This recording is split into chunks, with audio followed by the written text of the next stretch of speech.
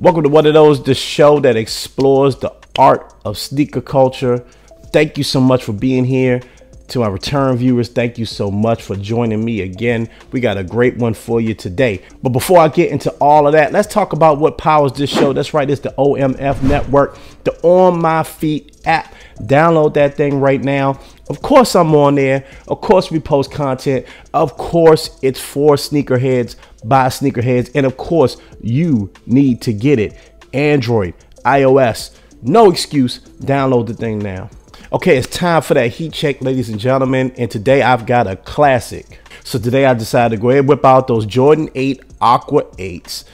Perfect sneaker in my opinion. It's a classic. Anything MJ wore and balled in, hooped in is an absolute classic, man. I love the Aqua 8's. They're go-to. You can see that I've worn mine, put a little wear and tear into them, but that's okay. That's what you're supposed to do with your sneaks. Wear your sneakers, ladies and gentlemen. All right. Aqua 8's classic. That's today's heat check. Ladies and gentlemen, what do you have on your feet today? Okay, my special guest today is the one and only Panama Jackson of VerySmartBrothers.com. One of the smartest brothers I know, man. I love talking to him about all things pop culture, life, politics, or whatever, but I've never really had an opportunity to have him on the show to talk sneakers. So that's what we're going to do today. Without further ado, the one and only Panama Jackson. Panama, what's going on with you, brother? What's going on, man? How you doing? Glad to be here. Man, glad to have you, bro. Happy to talk sneakers with you, man. I've been actually looking forward to getting you on this show for a minute. I've been peeping you seem to be a brother to struggle when it comes to, we all struggle trying to get, the land on the sneakers app and cop stuff that we like. We're going to get into that in a second. But just before we get started, man, do you even consider yourself a sneakerhead? I think I try to run from the title of being a sneakerhead, but I probably spend way too much time thinking about shoes and sneakers and too much time on StockX and comparing those prices to GOAT prices and then wonder why Stadium Good is so expensive to not be a sneakerhead. Like I'm too actively involved in the conversations about shoes to not be. So I guess I am, maybe reluctantly, but I am. It's funny, we did the documentary, same title. And when I asked folks about being a sneakerhead, like, what does that mean to you? And can you define it? Some people were cool with it. Other people did try to it's almost like they saw it as like a derogatory term towards collectors. You know what I mean? They prefer collectors or just fans instead of like sneakerhead. It kind of, to them, I guess it kind of insinuated like a fiendish behavior. But in a way, I wouldn't define it as fiendish. It's just that when you're into something, it becomes part of your lifestyle. It influences everything you do. So I don't have the problem with sneakerhead, but are you saying when you try to run away from that term or get away from the term that you see it as a negative thing, or it's just something you just don't choose to call yourself?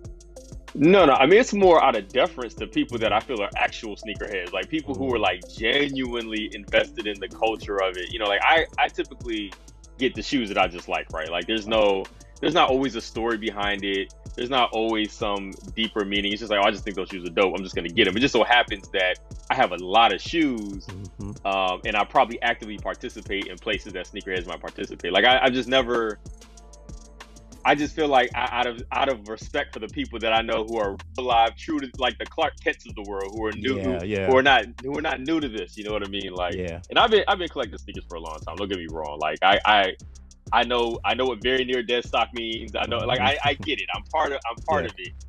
But I actually know some people whose collections would literally mock my collection. So but like I said, I'm a sneakerhead in that I really do love sneakers and tennis shoes, and I like having them. I just like buying them and forgetting that I have them and remembering later, like, damn, I do have those, and pulling them out for that one time I wear them a year. So it's not, I don't view it in a derogatory way at all. It's just a respect thing for me. We all know it's all about what you like and what you collect. What you love, man. It's a culture that I love, you know what I'm saying? And it's a culture that I genuinely enjoy being a part of, I guess. So Absolutely, man. How long you been collecting? That's a good question. So I have these eras of time in my life where I remember just having way too many pairs of shoes, and I like get rid of all of them in one fell swoop. I like donate. I donated a pair of Balenciagas to Goodwill. Like I do stuff like that on occasion. I just be like, I gotta get rid of them. Probably 10, 15 years, maybe even a little bit longer than that, where I actively started paying attention to the fact that I'm doing this like almost as a, I want these shoes, I'm paying attention to them, probably for 15, maybe a little bit longer than that. I'm guessing just, but I don't know that I've ever actively spent as much time focused on sneakers the way that I do now, or the past like 5 or so years or whatever. You know, like I've been more invested in trying to find the shoes from my youth and stuff like that now than I was before. I use the word culture a lot. You know, we use the word culture when we talk about sneaker culture. And to me, you know, one thing I've always liked about you, bro, is that not only you just a dope writer, but you have a lot of hip hop and pop culture influence in your writing. You know what I mean? It really reflects. To me, sneaker culture is a subculture of hip hop culture. Hip hop culture is obviously a subculture of black culture. So, like, to me, wearing sneakers is some of the blackest stuff I could do. You know what I mean? I agree. Yeah. How does it influence your writing though? Like, how often do you write about sneakers, and how do you just sneak in little terms and stuff like that to your work? You know, I've probably started writing more about sneakers lately,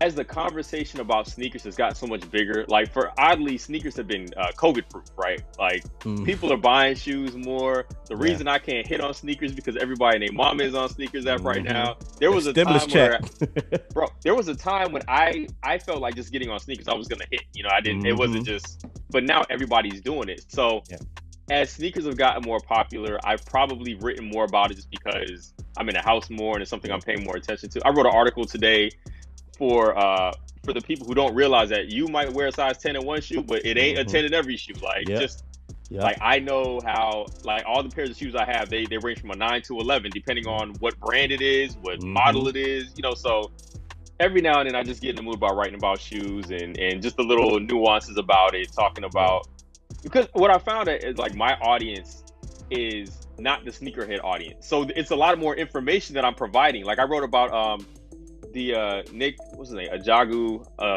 Mina Harris's partner, husband. I wrote about him rocking the Dior ones at inauguration, and that joint went viral. Like, that article went viral because apparently a lot of people that read VSB aren't sneakerheads, so they were learning something and sharing it. As in the sneaker community, everybody's like, "Oh, the Dior ones, he got." You know, it was that conversation was, look what he has on. The conversation outside of it was, I don't understand the big deal about these tennis shoes. He has on tennis shoes at inauguration. So it's like, I kind of bridged a slight gap between the two worlds. And so I think I've started to do a lot more of that because I didn't realize how big the gap was.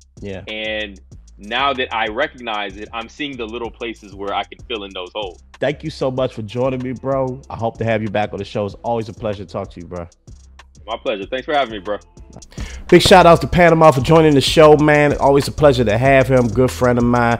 Super dope dude. Has a great collection. Check out his page. You can see that, all right? Also follow verysmartbrothers.com. Go check out the site. Remember to follow me, MSR Adam, MSR_Adam. That's me on all socials. Remember to hit me up on YouTube. And remember to download that OMF app. Thank you so much for tuning in, ladies and gentlemen. And remember to be great. I'm up out of here.